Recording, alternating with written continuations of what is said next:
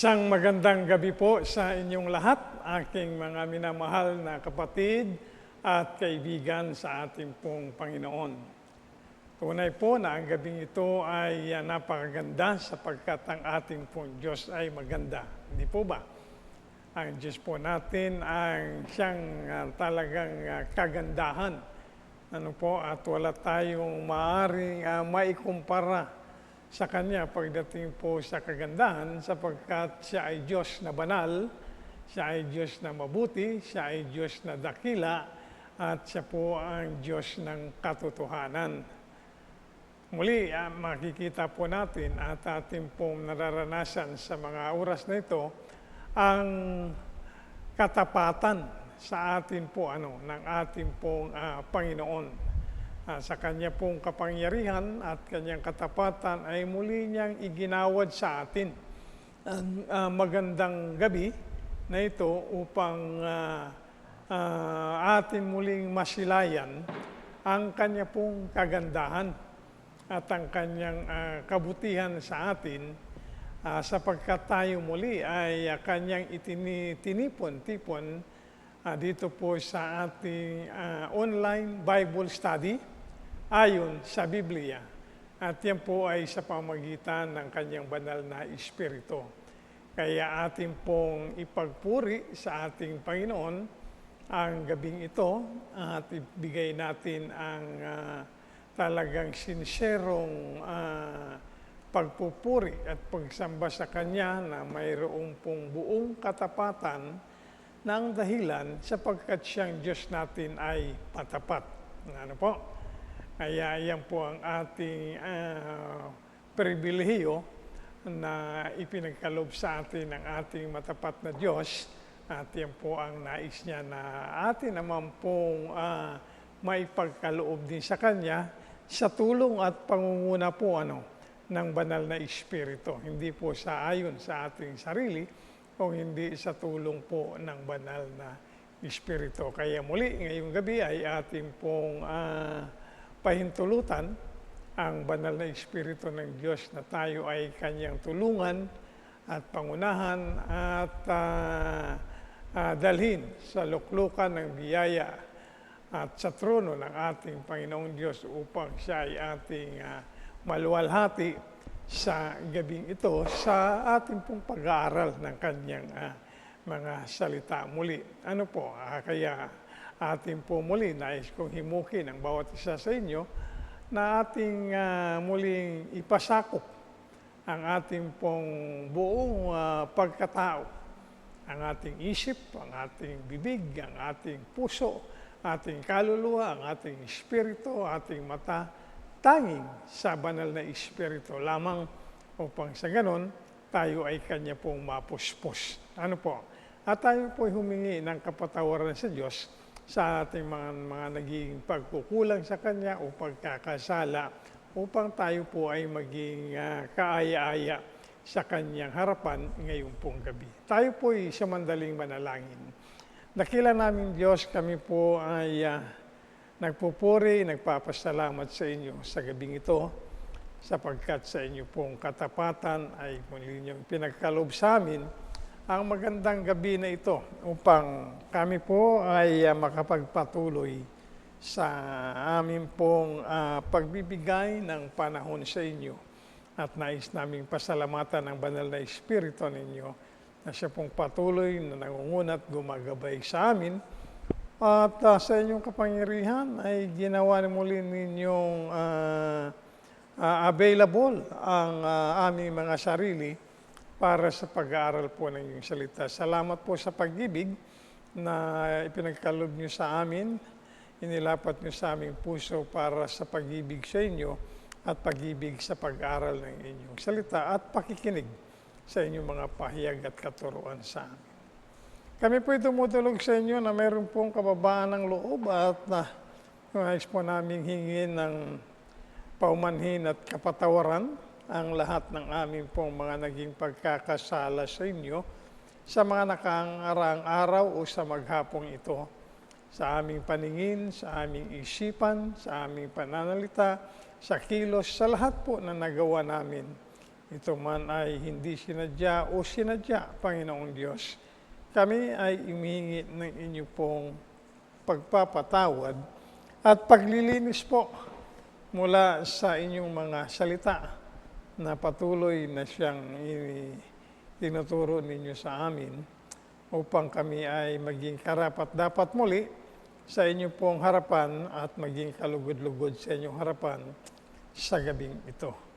Salamat po kapagkat kayong Diyos namin na matapat at sa inyong katapatan kami umaasa na inyo pong ipapaliwanag sa amin sa pamagitan ng inyong banal na Espiritu ang salita nyo na aming pong pag-aaralan upang ito ay aming lubos na maunawaan sa aming pangunawa sa Espiritu, hindi po ayon sa sariling karunungan namin kung hindi sa tulong ng banal na Espiritu at hindi sa aming katawang lupang karunungan kundi sa pang-Espiritu upang ang salita nyo ay may tanim sa aming mga puso upang ito ay mabuhay sa amin at magbunga ng ikakaluwalhati po ninyo, Panginoon.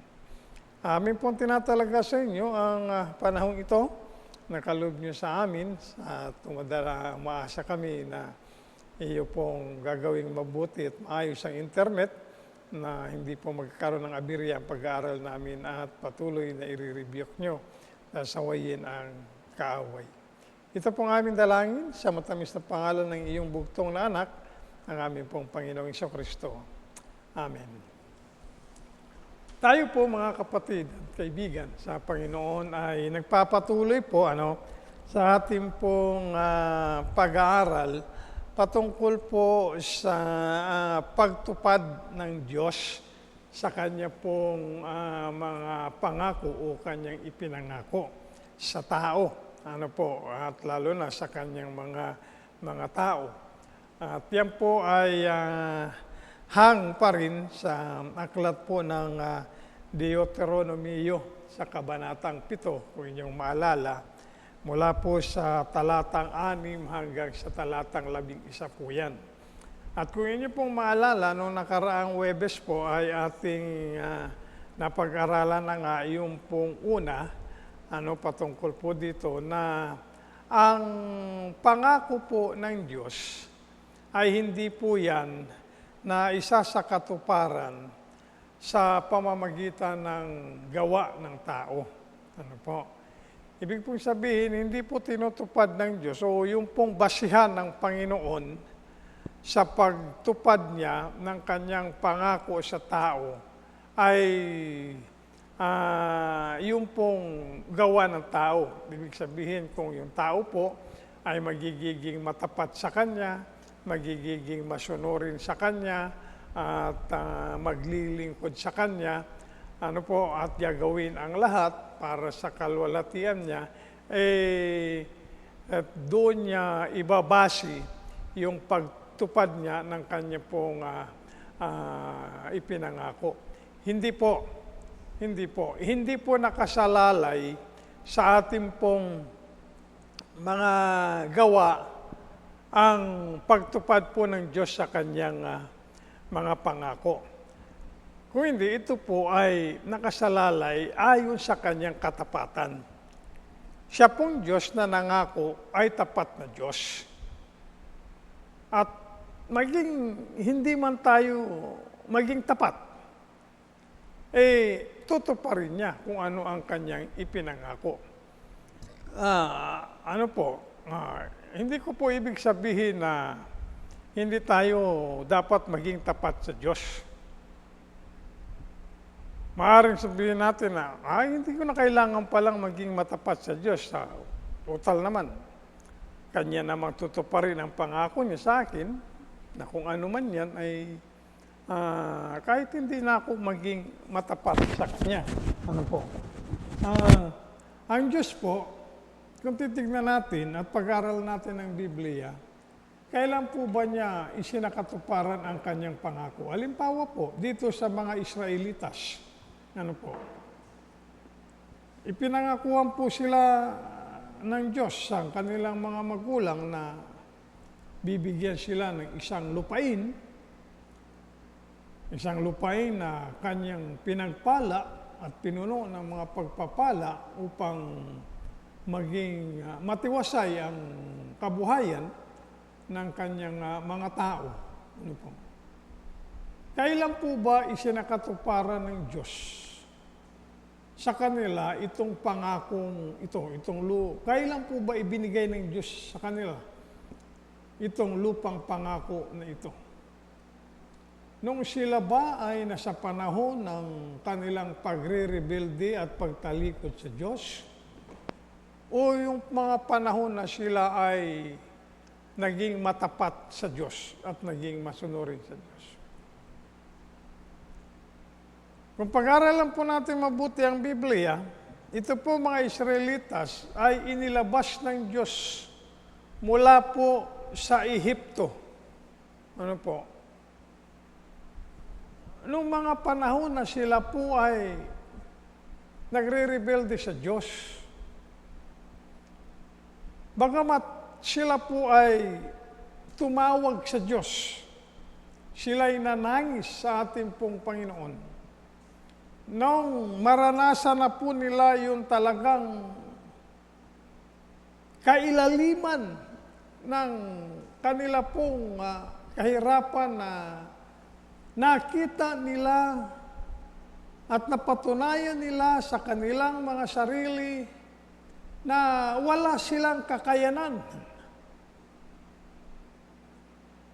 Natulungan ang kanilang mga sarili at iligtas ang kanilang mga sarili mula sa pagiging alipin at sa kahirapan at kamatayan doon po sa Ehipto, sa mga kamay ng Paraon na hari po ng Ehipto. Kailan po ba sila tumawag sa Diyos? Yung bang panahon na sila ay tumatamasa ng kasaganaan? O yung oras na talagang napatunayan nila sa kanilang sarili na wala silang kakayanan? Yung po mga panahon na napatunayan nila sa kanilang sarili na kailangan nila ang Diyos upang sila ay tulungan at iligtas, doon lamang sila tumawag sa Diyos. Ngunit, sa kabila po ng pagtawag nila sa Diyos, hindi pa rin sila naging matapat. Noong isinugo ng Diyos si Moises mula po doon sa wilderness upang kanya silang ilabas sa lugar po ng pagiging alipin. Ay, hindi pa nga sila naniwala kay Moses Napakarami pang kanilang mga katanungan Ano po, hindi agad-agad. At marami nga sa kanila nung nailabas na, nagre-reklamo pa rin sila. Ano? At yung marami sa kanila, gusto pang bumalik sa Ehipto. Mas mabuti pa raw doon. Mayroon silang makakain na sibuyas, mayroon silang makakain na gulay o ano. Hindi sila nakukontento doon sa ipinapakain sa kanila ng Diyos. Kaya makikita po natin na yung basihan po ng pagtupad ng Diyos ng kanyang mga pangako ay hindi po yung gawa ng tao. Ano po? Kung hindi, ang basihan niyan ay ang kanyang katapatan. Tinutupad ng Diyos ang kanyang pangako dahil siya ay matapat na Diyos. Ano man tayo at sino man tayo sa kanyang harapan. Kaya yun po maliwanag mga kapatid at kaibigan. Ngayon pong gabi ay kukunin natin yung ikalawang bagay po. Mula po sa talatang 8 hanggang sa talatang 11. Muli, nais ko po kayong anyayahan na buksan ninyo ang inyong mga Biblia sa aklat po ng Deuteronomio sa kabanatang 7, mula po sa talatang 8 hanggang sa talatang 11. Babasahin ko po, sundan nyo ng inyong mga mata. Ito po sinasabi, kundi dahil sa inibig kayo ng Panginoon at dahil sa Kaniyang tinupad ang sumpa na kaniyang isinumpa sa inyong mga magulang, ay inilabas kayo ng Panginoon sa pamamagitan ng makapangyarihang kamay at tinubos kayo sa bahay ng pagkaalipin mula sa kamay ni Paraon na hari sa Ehipto. Talastasin mo nga na ang Panginoon ninyong Diyos ay siyang Diyos. Ano po? Ang Diyos po, ang totoo ay siya po ang Diyos, walang iba. Ano po?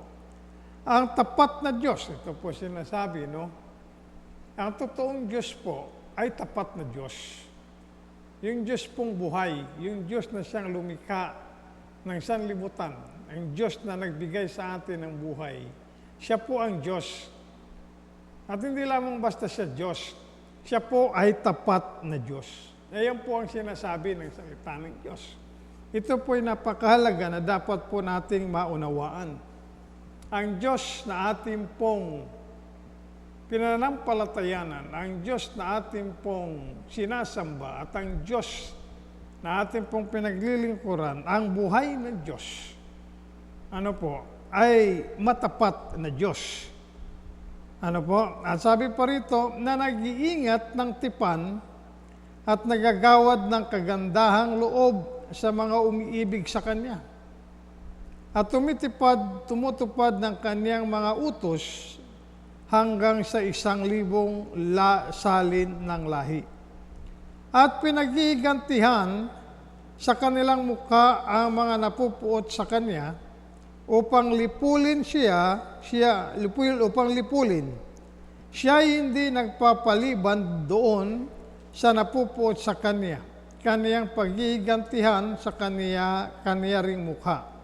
Iyong ang iingatan ang utos at ang mga palatuntunan at ang mga kahatulan na aking iniutos sa iyo sa araw na ito na iyong ganapin.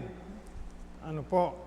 Napakaganda po rito ng ipinapaliwanag ng salita ng ating pong Panginoon. At ang nais pong ng Diyos na ating mabigyan ng pansin dito po sa pag-aaral natin ngayong gabi ay wala pong iba kundi yung Kanyang una, pagiging tunay na Diyos. Ano po? Sinabi rito, ang Diyos, siyang Diyos. Pangalawa, ang pagiging matapat niya. Siya Diyos na matapat. Pangatlo, yung Kanyang pagiging matuwid. Ano? Ay, hindi siya kumukonsyente ng kasamaan o ng kasalanan. Kanyang pinagbabayad ang lahat ng mga sa Kanya ay lumalaban. Kaya dito nga ay iniutos ng Panginoon sa Kanyang salita na pakaingatan ang Kanyang kautusan at tuparin ito. Ano po? Tuparin o sundin. Ay kalawang bagay po na makikita natin ngayong gabi, ang pangako po ng Diyos ay Kanyang isinasakatuparan ayon po sa Kanyang provision. Ano po? Provision. O sa ibang salita po ng Tagalog, ang ibig sabihin po niyan ay yung pong tinatawag na panggastos kung baga. O gastusin. Ang Diyos po ang pinagmumula ng lahat ng ating pong gastusin. Siya po ang nagbibigay ng lahat yan sa atin. Ganun po, isinasakatuparan ng Diyos yung pong Kanyang mga pangako. Ayon sa Kanya pong kayamanan, sinabi nga ng Biblia, siya ay mayaman. Ano po? Na Diyos, siya ang nagkakaloob niyan. Sa ibig sabihin, galing po mismo sa Kanya. At wala pong bahagi ang tao dyan. Wala pong bahagi ang tao dyan. Alam niyo po, kung mapapakinggan niyo ang mga kwento o mga testimonyo ng mga dating naging drug addict, ano po, sila ay maligtas o paano silang nagkaroon ng lakas na labanan yung pong pagiging alipin nila sa droga, ay sinasabi po nila, dumating sa kanila talaga yung panahon na saan na-experience nila yung pong kailaliman ng kanila po talagang hirapan, yung kanilang pagbagsak talaga. No, na saan lugmok na sila sa putik at hindi nila kayang kumawala doon dahil sa kanilang sarili. Ano po? Ngayon, saka lang sila nagkaroon ng talagang pagbabago ng isip.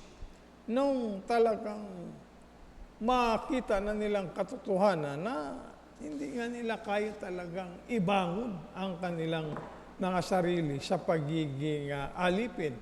At sila ay kumilala na sa nag-iisang makapangyarihan na siya lamang mayroong kakayanan upang ialis sila sa pagiging alipin ng pinagbabawal na gamot. At yan po ay walang iba kung hindi ang ating pong Panginoong Diyos sa pamagitan ng kanyang anak, ang Panginoong pong Jesucristo na siyang ating pong tagapagligtas. Ganyan po yung trahedya na nangyari sa Israelitas.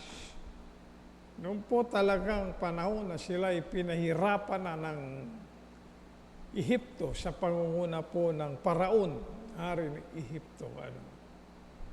Talagang doon nila nakita. Gaano man sila karami, sa palagay ko, mas dumami pa sila ng higit pa kaysa sa mga taga-Ehipto. Kaya ang mga taga-Ehipto ngayon natatakot sa kanila dahil sa dumami na sila at baka sila'y magrebelde laban sa Ehipto at agawin ang pamumuno sa mga taga-Ehipto. Kaya ginawa nilang alipin at kumbaga mayroon pang utos nga yung hari na hindi na kailangan dumami pang lahi nila. Kaya kapag mayroong ipapanganak na batang lalaki, ipinapapatay. Sa ngalang kabutihan at kapangyarihan at katapatan ng Diyos ay mayroong isang Moses na kanyang ipriniserba na siyang ginamit niya na nanguna upang may labas ang mga Israelitas diyan po sa pagiging alipin nila sa Ehipto. Ano po? Kaya yun po naranasan nila. Ano po? Ngunit ang Diyos po, ang sinasabi dito sa talatang 8, kundi dahil sa inibig kayo ng Panginoon at dahil sa kanyang tinupad ang mga sumpa na kaniyang isinumpa sa inyong mga magulang, ay inilabas kayo ng Panginoon sa pamagitan ng makapangyarihang kamay at tinubos kayo sa bahay ng pagkaalipin mula sa kamay ni Paraon na hari sa Ehipto. Ano po? Mula po sa umpisa, alam po yan ng mga Israelitas na kung ano ang itinuro sa kanila ng Diyos. Ang Diyos po ay matapat, nagiging matapat sa kanila. Kaya ito pong pagliligtas ng Diyos sa kanila ay hindi po ito isang sorpresa sa kanila. Pero po, ang Diyos po ay iniligtas sila at dinala sila doon sa lupang pangako sapagkat ang Diyos po ay matapat na sa kanya mga pangako at kanya itong isinasa katuparan. Ano po? Kaya ito po makikita natin maging sa panahon po ng mga hukom na ang Diyos ay sinakatuparan niya ang kanyang pangako. At diyan nga ginamit niya itong si Ruth, na isang Moabite.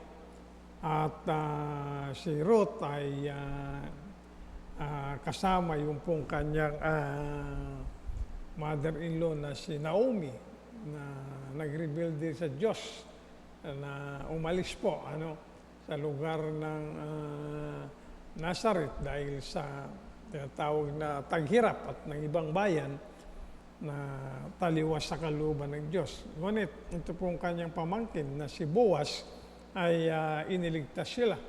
Ano po, at naging asawa nga niya itong si Ruth. Itong si Boaz po ay larawan o anino ng ating Panginoong Hesukristo. At si Boaz at si Ruth, pinanganak si Jesse, at si Jesse naman ay pinanganak si David. Ano po, at ang Panginoong Hesukristo ay galing po sa linya ni Haring David Di ba?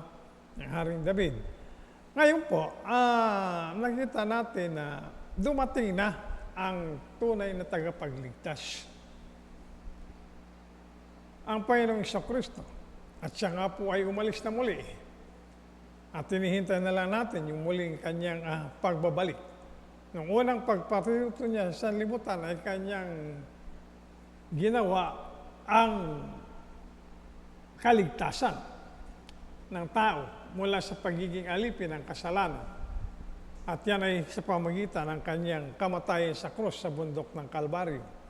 Kaya ang Diyos po ay kanyang tinupad ang kanyang isinumpang pangako sa pamamagitan ng kanya pong provision.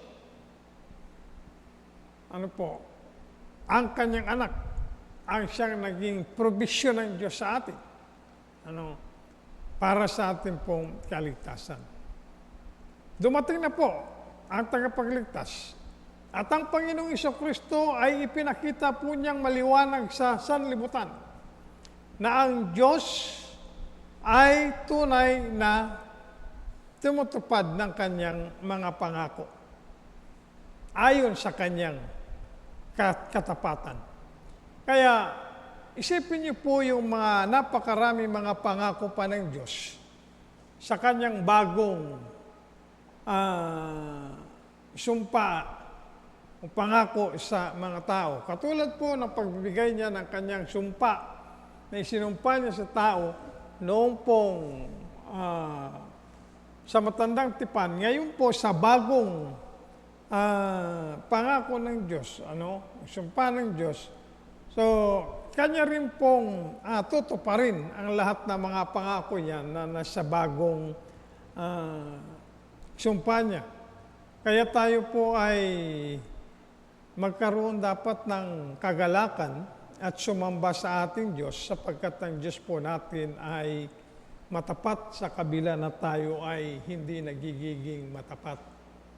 Alam niyo po, katulad ng sinabi ko kanina, ang basihan po ng Diyos sa kanyang pagtupad ng mga pangako ay hindi po yung ating katapatan, kung hindi yung kanyang katapatan. Marami sa atin na mga mananampalataya ang mayroon tayong filosofiya na dapat maging matapat ako sa Diyos upang tuparin niya ang pangako niya sa akin. Para ko'y kanyang pagpalain. Kailangan matapat ako sa panalangin, matapat ako sa pag-aaral ng salita ng Diyos, matapat ako sa pagsamba sa Kanya, matapat ako na naglilingkod sa Kanya. Ibibigay ko ang aking katapatan upang sa ganun ay pagpalain niya ako. Excuse me po. Mali po yun na prinsipyo. At yung pong prinsipyo yun ay makasariling prinsipyo. Nakatutok po sa ating sarili. Kung yan ang basihan natin ng pagiging matapat sa Diyos. Dapat ang basihan po natin na pagiging matapat natin sa Diyos ay walang iba kundi ang katapatan ng Diyos mismo. Kaya napakahalaga nakikilalanin natin ang kanyang katapatan. Ang Diyos matapat. Dahil siya ay matapat, dapat ako'y maging matapat din sa Kanya. Yun po dapat ang basihan ng katapatan ng Diyos sa atin, ay ng pagiging matapat natin sa Diyos. Hindi po yung Kanyang mga pagpapala. Hindi niya ba napapansin sa kabila na hindi tayo matapat sa Kanya, nandyan ang Kanyang kahabagan, ang Kanyang provision ay tuloy-tuloy sa atin. Ang mga pangangailangan natin ay patuloy niyang ipinagkakaloob. Diba? Kung ang katapatan natin ang siyang magiging basihan ng mga pagpapala ng Diyos, eh, hindi po tayo tatagal. Wala tayong mararanasang mga pagpapala ng Diyos sa isang panahon lang na pagrebelde natin sa Diyos. Mawawala lahat yan at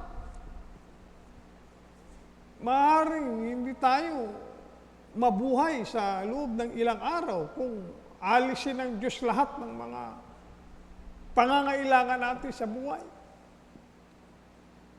Kung ang basihan ng kanyang pagiging matapat sa atin, yung pagpapala, ay ang ating sariling katapatan. Kaya, titignan niyo po, hindi po yung mga pagpapala ng Diyos ang basihan. Gagawin nating basihan upang maging matapat tayo sa Kanya. Hindi po, pang sariling ano po natin yung kagustuhan o kalooban. Dapat, ang titignan natin ang katapatan ng Diyos. At dahil siya'y matapat, kailangan maging matapat tayo sa Kanya. Yan po ang kalooban ng Diyos. Kaya makikita po natin, ang ating Panginoon ay tunay po na matapat sa bawat Kanya pong mga anak. Kaya ito po ang hamon sa atin. Maliwanag na ipinakikita. Ano po, na ang una, ang Diyos po, tinutupad niya ang Kanyang katapatan, hindi ayon sa katapatan o gawa ng tao. Ikalawa, ang Diyos tinutupad niya ang Kanyang katapatan sa pamagitan ng Kanyang provision at hindi dahil sa tao o sa atin. Yan po ang maliwanag mula sa salita ng ating pong Panginoon na nais po ng Diyos na ating pong maunawaan. Manalangin po tayo. Maraming salamat po, dakilang Diyos, sapagkat muli sa gabing ito ay inyo pong ipinaliwanag ang inyong salita sa amin. Patuloy niyo po itong pagpalain, maging katanggap-tanggap sa amin, may tanim sa aming puso, mabuhay dito upang lumakas ang aming buhay sa Espiritu. Ito ay maging mabunga sa amin, sa inyong kalwalatian, at maging ehemplo sa iba mga tao. Purihin po kayong dakilang Diyos. Hanggang sa susunod na Huwebes po, patuloy niyong gabayan ang bawat isa sa amin, preserve ang aming buhay, iligtas sa lahat ng makasamahan na naghari sa sanlibutan, at muling tipunin sa susunod na Huwebes sa patuloy na pag-aaral ng iyong salita. Ito po ang aming dalangin sa matamis na pangalan ni Jesus. Amen. At yan po muli, mga kapatid, pansamantalang nagtatapos ang ating pong pag-aaral ng salita ng ating Panginoon dito sa ating online Bible study ayon sa Biblia. Hanggang sa susunod na Huwebes po muli, magandang gabi sa inyo lahat at maraming salamat.